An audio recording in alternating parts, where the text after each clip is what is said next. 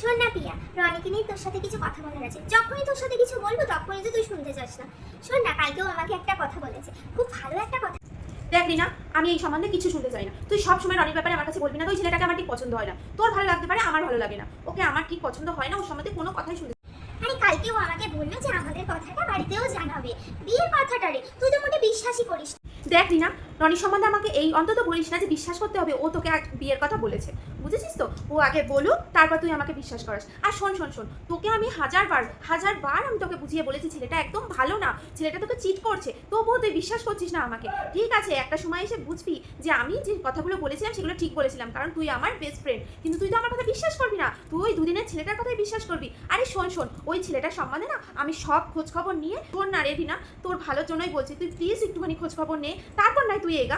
তুই থাম, আমি তোর কাছ থেকে কোনো রকম অ্যাডভাইস নিতে চাই না আর। ঠিক আছে, তুই যখন আমাকে সব সময় ওর নামে কিছু না কিছু বলতেই থাকিস, আমি তোর সাথে কোনো রকম বন্ধুত্ব আর রাখবো না। আজ থেকে আমাদের বন্ধুত্ব শেষ। ও, তুই এই দুদিনের ছেলের জন্য আমার সাথে বন্ধুত্ব শেষ করে দিচ্ছিস? ঠিক আছে, নে নে, দেখা যাবে। যখন ছাকা খেয়ে আমার কাছে ফিরে আসবি তখন দেখিস কেমন লাগে। আমিও তোর সাথে কথা বলবো না। Next part.